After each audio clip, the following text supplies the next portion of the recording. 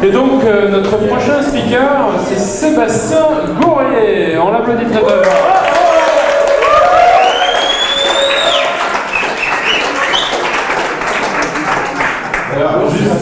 Bonjour Sébastien. Donc Sébastien va fêter ses 5 ans.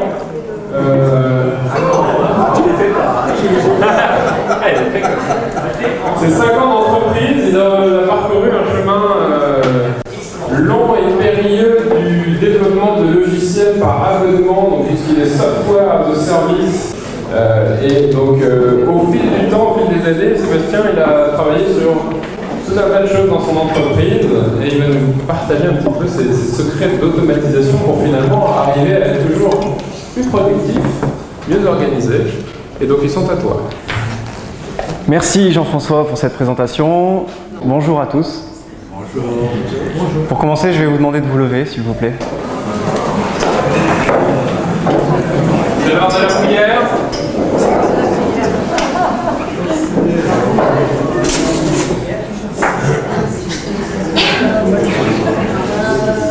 Simplement, en fait, avant de commencer cette présentation, c'était important pour moi de prendre un instant pour vous regarder chacun dans les yeux. Et simplement vous dire merci. Merci pour ce que vous êtes.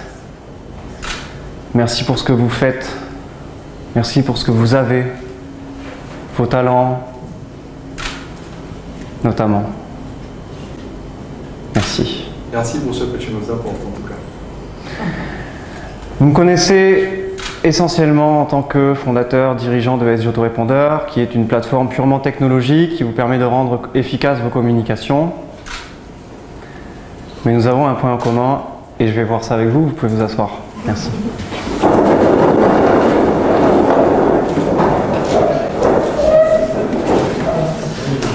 Je disais donc, nous avons un point en commun.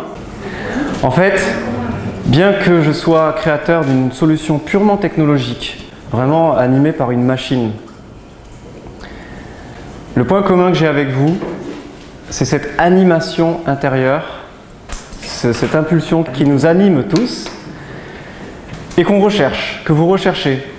Chacun à son rythme, chacun à son niveau et chacun avec ce qu'il utilise derrière. Or, c'est vrai que pour 2 illustrations, il y en a une d'image, c'est un séminaire pour mieux être aligné neuro-émotionnellement. Et puis l'image de là-bas, c'est merci. C'est un soin Reiki que je faisais, donc c'était mon initiation. En gros, c'est cette partie de, comme il disait Laurent Chenot, devenir le meilleur de soi-même. Devenir le meilleur de soi-même passe pour moi aussi par une étape de recherche de choses profondes. Et de l'appliquer ensuite, concrètement, dans la matière, avec des, pour moi en tout cas, avec ma manière de faire, avec des outils technologiques, des machines. Et un autre point en commun que nous avons, c'est que nous avons un organisme qu'on utilise pour agir, pour être, pour faire et pour avoir, un corps humain, que j'ai comme raisonnement de transposer dans ce que je crée au-delà de moi-même, au-delà donc de mon corps physique, qu'on appelle une entreprise. Une entreprise que je vais rendre aussi autonome comme un corps humain. C'est un petit peu là ma recherche. Donc je parle d'automatisation, mais avec une recherche un petit peu plus subtile aussi de c'est quoi le sens. Au début, c'est vrai je suis parti sur l'automatisation par des peurs, par la survie. La survie de si j'ai un accident de voiture, qu'est-ce qui se passe? Mais derrière ces peurs qui sont le fondement un petit peu de cette initiative et de cette recherche, il y a des choses un peu plus cachées derrière que je commence à découvrir. Je suis au début. Hein. Mais revenons à des choses un peu plus intéressantes. Juste, ne serait-ce que de vous dire que vous pouvez aller le lundi après-midi, à 14 h, pendant que tout le monde travaille, à la plage, et avoir cette conscience simplement, parce que des fois on fait des choses, mais on perd la conscience de ça.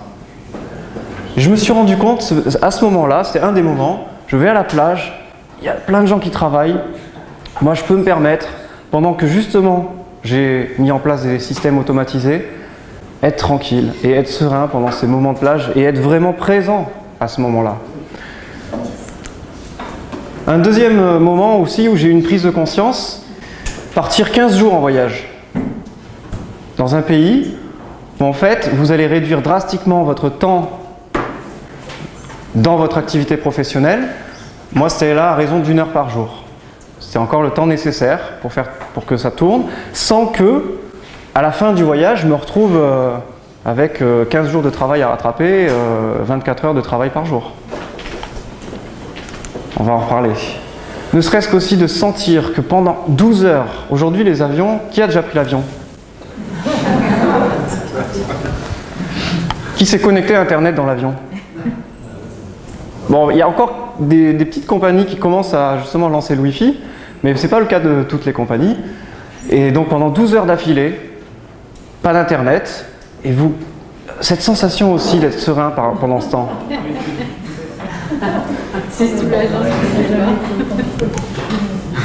Et ça, c'est une autre prise de conscience. C'était pendant une croisière à Tenerife. En fait, les moments que je vous ai dit avant, c'était quand j'ai savouré pour moi-même. Là, en fait, à ce moment-là, j'ai aussi savouré pour vous. J'ai savouré, en fait, que pendant que j'étais à cette croisière, que je savourais moi-même ce plaisir-là, pendant que tout tournait tout seul, je savourais que c'était aussi le cas de mes clients, de mes utilisateurs qui pouvaient aussi ressentir la même chose. C'est pour ça que je crée des outils technologiques. Il y a des petits moments simples aussi, anodins, une balade avec son chien dans l'après-midi, on va cueillir le thym dans la Provence. On prend un repas en famille aussi. Qui a déjà passé un repas en famille sans être vraiment présent dans le repas en famille? Parce qu'on a quelque chose qui tourne, mince, quand je vais rentrer du repas, il y a encore des choses à gérer. Prendre soin de soi, loisirs, sport, etc. Et ça aussi, ça vous parle ces photos? Le congrès des infopreneurs est un week-end dans lequel très peu d'entre vous se sont connectés pour aller vérifier si tout se passait bien dans leur entreprise. Est-ce que je peux avoir rapidement 2 personnes qui pourraient me partager avec nous la sensation que qu'elle a pu connaître aussi dans le peu qu'elle a pu automatiser avec un micro? Bonjour Gaël. Bonjour Gaël. Merci. Puisque moi, alors je vais faire tour justement, et bien moi le système dont tu parles là, ça m'a permis de vivre tout à fait sereinement ma grossesse. Et aujourd'hui je suis jeune maman et ça me permet de travailler simplement 2 à 3 heures par jour, aux heures où ma fille dort. Donc vraiment quand et tout tourne tout seul et ça fonctionne très très bien et l'argent continue d'arriver tranquillement. Merci Gaël. Une deuxième personne rapidement. Très rapidement, une deuxième personne.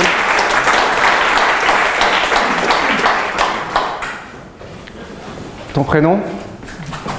Bonjour à tous, moi c'est Jérôme. Bonjour Jérôme. Rapidement, quel est le ressenti que tu as quand tu sens que ça tourne tout seul et à quel moment précis tu peux nous faire partager ce ressenti-là? Je dirais tous les jours parce qu'aujourd'hui j'ai une liberté de faire un petit peu ce que je veux quand je veux tous les jours parce que j'utilise ce mécanisme pour automatiser mon activité professionnelle mais hors infoprenariat. Comment tu te sens dans ce cas-là? Libre. Ok, merci. Simplement.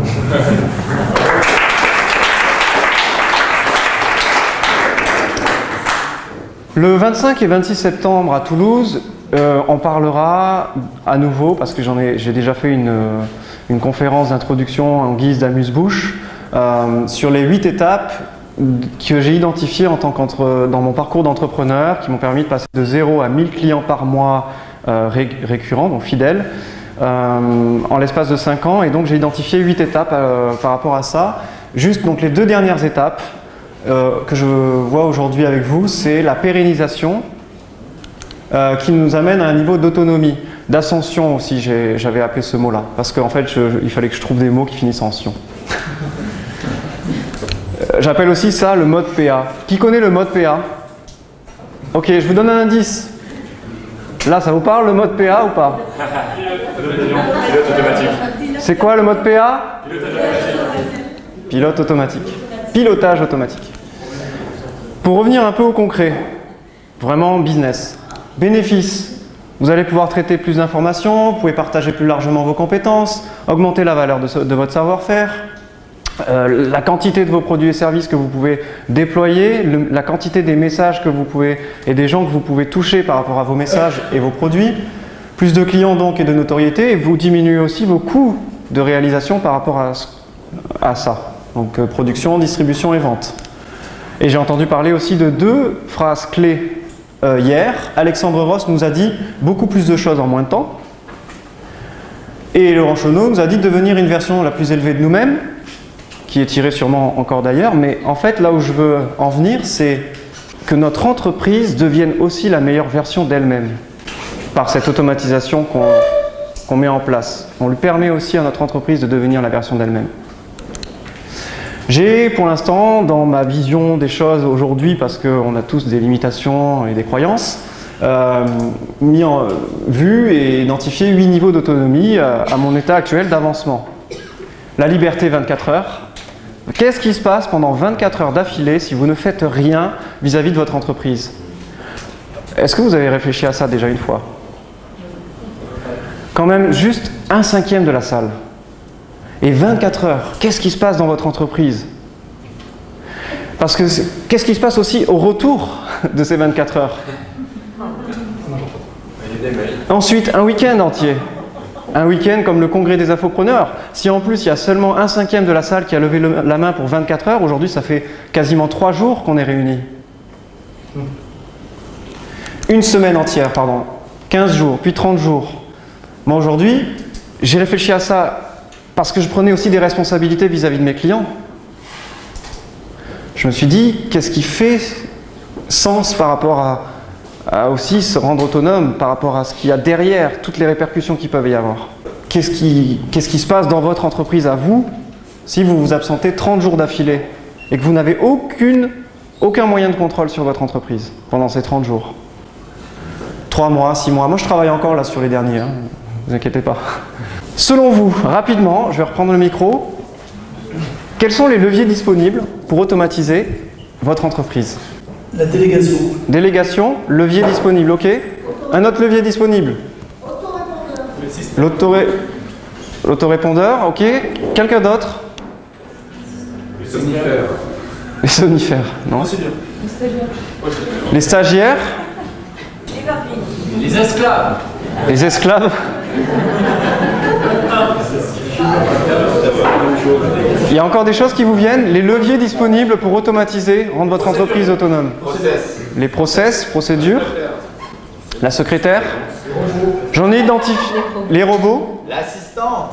J'en ai identifié 2. Les hommes ou les femmes, ou les deux, et les machines.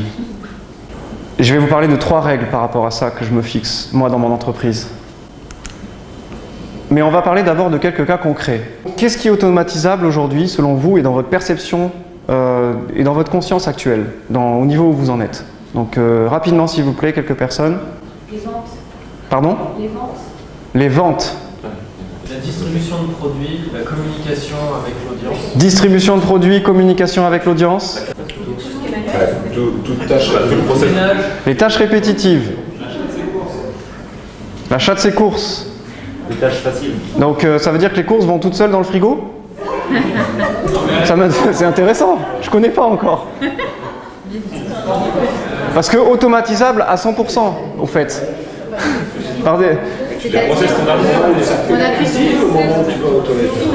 C'est où la chaîne? Non, la question est intéressante parce que j'ai parlé de 2 leviers tout à l'heure. Les hommes et les machines. Donc, en fait, on pourrait dire que tout est automatisable. Un café instantané et automatisable, c'est ça? Je peux me faire servir. Personne ne peut le boire à ma place, c'est vrai.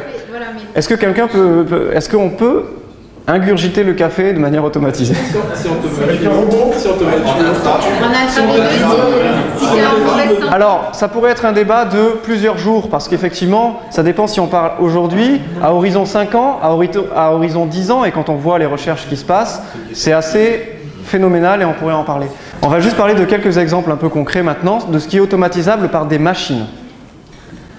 Donc, on ne parle pas pour l'instant du levier humain. Aujourd'hui, quand j'ai découvert ça, il n'y a pas si longtemps, le chant le blé peut être récolté sans qu'il y ait une seule action humaine. Il n'y a même pas obligatoirement de pilote, de conducteur d'engin à l'intérieur de la cabine. Parce que la machine peut être pilotée par GPS. On va voir juste les niveaux aussi de difficulté d'accès à ça, à la fois en termes de compétences et à la fois en termes de finances. Mais là, voilà un exemple qui m'a vraiment parlé de le blé, il est récolté de manière automatisée. La machine, elle mesure au micron près la taille du grain, elle s'adapte automatiquement en fonction de si le blé... Parce que des fois, l'arrosage n'est pas le même sur toute la superficie, donc la taille des grains... Enfin, c'est énorme. Par contre, bon, le niveau d'accès à ça, l'agriculteur, il doit quand même avoir une très très forte expertise sur le fonctionnement de son écosystème pour ensuite pouvoir l'expliquer à la machine. Et le coût d'acquisition, là je parle juste d'une machine d'occasion, 330 000 € de 2014, bon.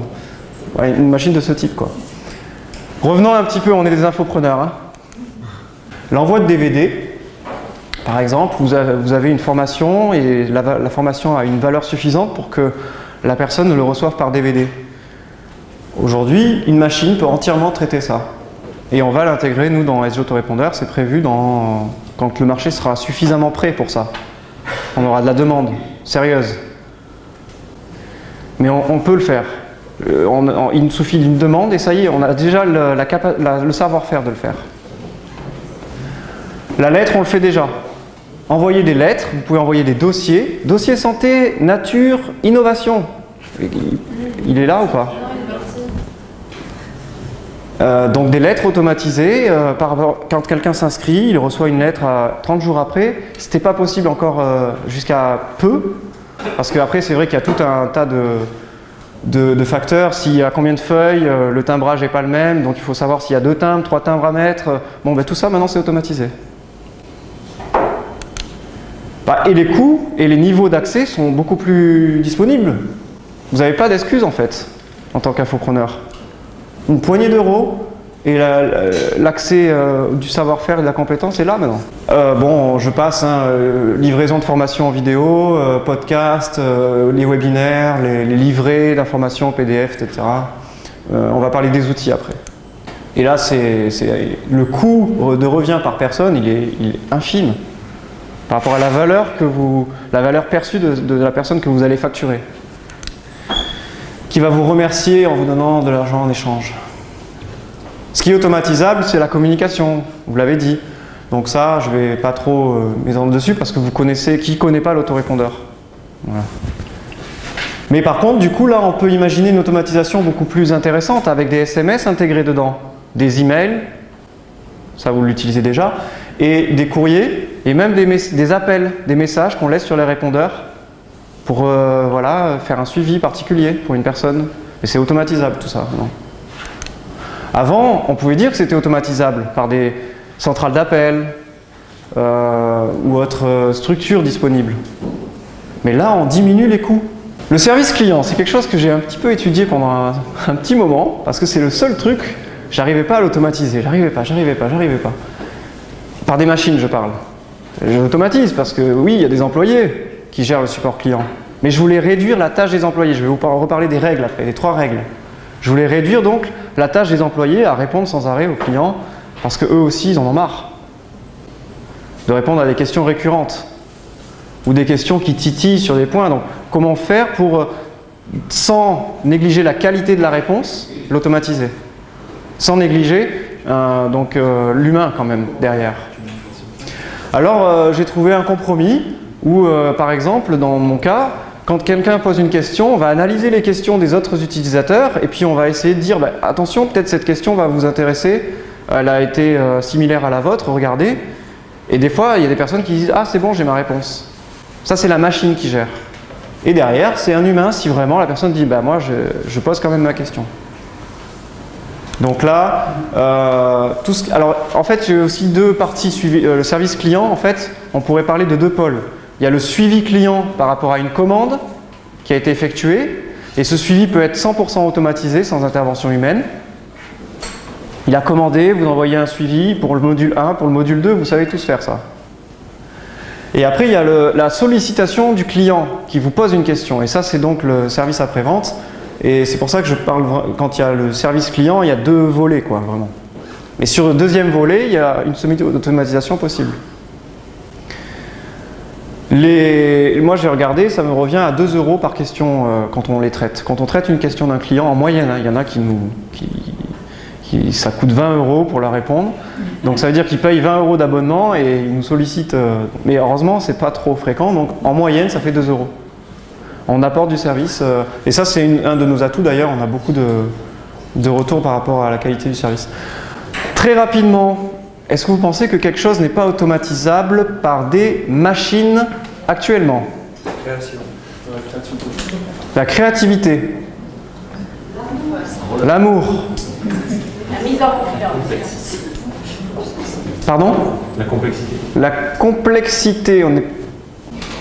La supervision. En fait, là, effectivement, sur cette image-là, ça serait le fait de concevoir des systèmes automatisés. Bah, c'est les êtres humains qui le font. Mais, je parle d'aujourd'hui, c'est vrai que j'ai discuté avec Laurent Chenot, peut-être que d'ici 10 ans, on a des systèmes qui créent des systèmes. Et on est allé même jusqu'à loin dans la réflexion. Qui sait que nous, on n'est pas un système déjà créé par un autre système? La matrice. L'invention, la créativité. Alors je me suis intéressé aux mots étymologiques. J'ai entendu parler d'étymologie hier, ça m'a inspiré. J'ai rajouté une planche. Automatisation, c'est l'action d'automatiser. Automatiser, c'est le fait d'employer des automates. Alors j'étais pas trop avancé encore en restant sur ce mot-là. Donc je suis allé jusqu'à automate et ça marque qui semble se mouvoir de soi-même en obéissant à un mécanisme caché. Alors peut-être que nous aussi on est des automates. Parce qu'on obéit à un mécanisme caché et on le prouve de plus en plus. Par rapport à l'ADN, par rapport à des algorithmes de l'univers, je dirais. À l'état actuel des choses, je dirais qu'il y aurait un seul piège à éviter, nous en tant qu'infopreneurs, et aujourd'hui dans cet instant, c'est cet état de conscience. D'éviter de perdre cet état de conscience quand on met en place une automatisation. Que j'appelle pendant quelques années, avant, parce que là j'ai des prises de conscience qui sont arrivées au cours des 5 ans, mais au début je parlais surtout d'authenticité. Sinon, ça risque de faire comme ça. Voilà, change de diapo vite. Peut-être que comment vous vous retrouvez seul ou perdu. Alors, je me fixe 3 règles quand je mets en place une automatisation, en ayant les 2 leviers en tête, machine et humain. Avant de donner un travail à quelqu'un, à faire à quelqu'un, je regarde si moi ça me plaît de le faire. Si je sens une oppression à l'idée de faire ce travail-là, je fais en sorte de ne pas le donner à quelqu'un d'autre, à un être humain d'abord. Je cherche tous les moyens possibles de l'automatiser par des machines. La deuxième règle, c'est que si ça me plaît de faire ce travail-là, mais que à terme je sens que ça peut ne pas me plaire parce que ça devient répétitif, parce que là je suis juste dans la découverte, idem, je trouve d'abord un système de machinerie pour automatiser ça. Et la troisième règle, c'est que si je n'ai pas d'autre solution, ou si c'est vraiment une tâche excitante, comme la créativité aujourd'hui, on est encore, c'est ça qui nous anime. Ou si j'ai pas le choix, donc je disais, parce que j'ai pas trouvé de machine, je vais chercher la personne qui a les yeux qui brillent à l'idée de faire cette tâche-là. Il y en aura, vous en trouverez. Je parlais des outils, donc les voici en fait. On vous avait parlé d'automatiser la mise en ligne, l'affiliation, le fait de recommander, de diffuser, de payer les commissions ensuite des gens qui vous achètent les produits, donc tout est là. On a David Albert parmi nous, Presto Market. On avait un représentant de Payseed Cash pour automatiser la gestion des paiements. Ce que je trouve formidable, récemment j'ai découvert qu'on pouvait automatiser le fait que les gens nous payent par chèque. Parce que moi je continue aujourd'hui à encaisser les chèques. Heureusement, je mets en place des systèmes qui fait que les chèques, on en a un par mois. Gestion des affiliations et la communication, tout ça s'intègre avec SG Autorépondeur. Donc tout est imbriqué, tout est bon. Mais on va faire un petit exercice pour savoir un petit peu où est-ce que vous en êtes aujourd'hui, dans votre sérénité. Est-ce que le pronostic vital de votre entreprise est engagé? Vous voulez le savoir ou pas? Oui. Non, ça suffit pas. Oui. Est-ce que vous voulez le savoir? Oui. Prenez juste donc une feuille de papier que vous avez là. Vous avez tous une feuille de papier. Vous allez faire 1, 2, 3, 4, 5 colonnes. Donc la première colonne, vous allez écrire tâche. Ici. La deuxième colonne, vous allez écrire machine. La troisième colonne, vous allez écrire personne. La quatrième, vous allez écrire vous. Et la cinquième, pérennité.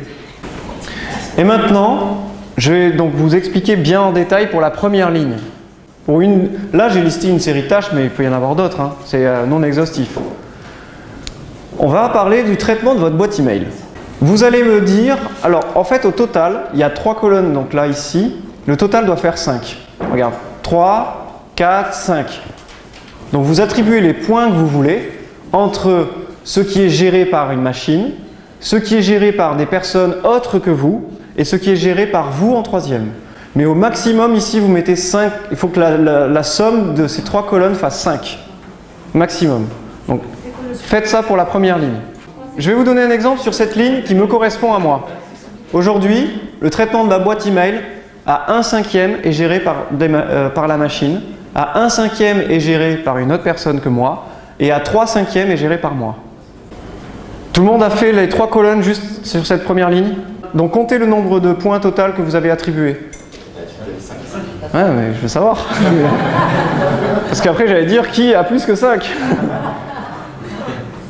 Donc maintenant, vous allez prendre machine plus personne moins vous. Donc vous mettez un plus entre machine et personne, un moins entre personne et vous, et un égal entre vous et pérennité. Donc, levez la main si vous êtes à 0 ou moins. 0 ou moins quelque chose. Levez la main. Moi, je suis à -1 là. Ok. Levez la main si vous êtes donc à plus, au moins 1 ou plus par rapport à le résultat de pérennité. Donc il y en a qui n'ont pas levé la moitié. Ok.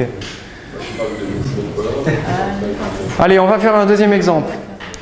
Gestion des factures, remboursement et comptabilité. Donc mettez cette tâche dans votre activité, gestion des factures, remboursement et comptabilité.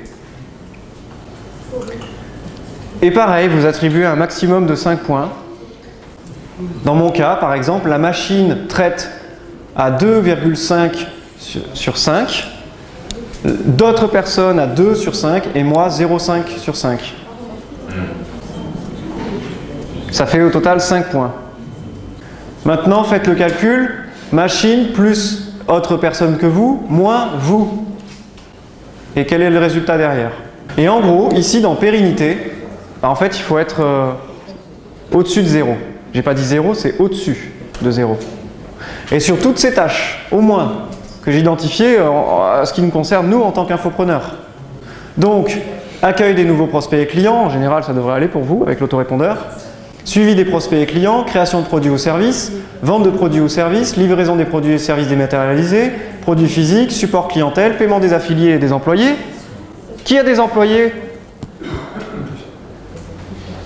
Si vous n'êtes pas là pendant 2 mois, est-ce que les employés sont payés? Il y en a juste une partie qui a levé la main. Et si les employés ne sont pas payés, ils vont arrêter de travailler, donc votre entreprise n'est pas autonome. On va aller un peu plus loin en fait dans cette partie de rendre l'entreprise autonome, et aussi le grand thème en fait, ça va être comment faire pour que dans 5 ans, votre entreprise est toujours là, fiable, pérenne. Donc c'est un séminaire en fait que je vais organiser le 25 et 26 septembre à Toulouse, donc organisé par les autorépondeurs, que vous pouvez donc voir au niveau des inscriptions et des réservations événement.jeveuxvoir.fr. Donc je vous invite à noter cette adresse, événement.jeveuxvoir.fr. Qui a entendu parler d'une surprise hier